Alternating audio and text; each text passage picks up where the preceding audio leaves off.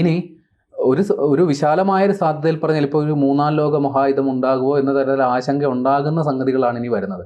അതായത് China, Russia പോലെയുള്ള വൻ ശക്തികൾ ഈ വിഷയത്തിലേക്ക് ഇടപെടാൻ നിർബന്ധിതരാകുന്ന ഒരു സാഹചര്യം വരും. അതായത് ഈ ചൈനയും റഷ്യയും ഇതിനോടകം തന്നെ ഇറാനുമായി നല്ല സൗഹൃദ അന്തരീക്ഷം സൂക്ഷിക്കുന്ന രാജ്യങ്ങളാണ്. ചൈനയും റഷ്യയും ഇറാന് ആയുധങ്ങൾ നൽകുന്ന രാജ്യങ്ങളാണ്.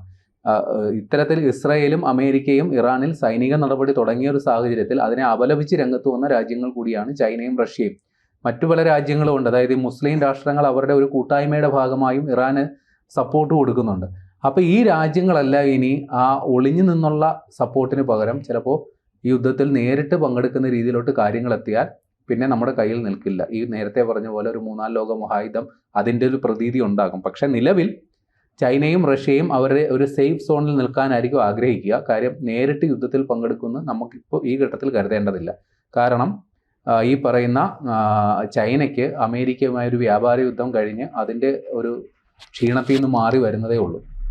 അതുകൊണ്ട് നേരിട്ട് യുദ്ധത്തിൽ പങ്കെടുത്താൽ വീണ്ടും അമേരിക്കയുമായിട്ടുള്ള ബന്ധങ്ങൾ ശിഥിലമാകാനുള്ള സാഹചര്യം കണക്കിലെടുത്ത് ചൈന ഒരിക്കലും നേരിട്ട് ഈ യുദ്ധത്തിൽ പങ്കെടുക്കില്ല. എന്നാൽ തന്ത്രപരമായ പിന്തുണ ഇറാന് കൊടുക്കും എന്ന് തന്നെയാണ് നമ്മൾ മനസ്സിലാക്കേണ്ടത്. റഷ്യയുടെ കാര്യത്തിലും അത് തന്നെയാണ് നിലപാട്. കാര്യം റഷ്യ ഇതിനോടകം തന്നെ ഉക്രൈനുമായിട്ടുള്ള സംഘർഷത്തിൻ്റെ പേരിൽ അവരൊരു യുദ്ധക്കെടുതി അനുഭവിക്കുന്നുണ്ട്. വലിയൊരു സാമ്പത്തിക പ്രതിസന്ധി റഷ്യ അനുഭവിക്കുന്നുണ്ട്. അതുകൊണ്ട് മറ്റൊരു യുദ്ധത്തിലേക്ക് കൂടി ഇറങ്ങിത്തിരിക്കാൻ റഷ്യയും താല്പര്യപ്പെട്ടു എന്ന് വരില്ല. പക്ഷേ ഇവരുടെയൊക്കെ എന്താ പറയുക, നയതന്ത്ര ഇടപെടൽ ഈ ഒരു സമാധാന അന്തരീക്ഷം ഉണ്ടാകാൻ അത് കുറച്ചുകൂടി ഇറാന് അനുകൂലമായ രീതിയിൽ ഉണ്ടാകുന്ന രീതിയിലുള്ള ഒരു ഇടപെടൽ ഈ ചൈനയും റഷ്യയും നടത്താൻ സാധ്യതയുണ്ട്.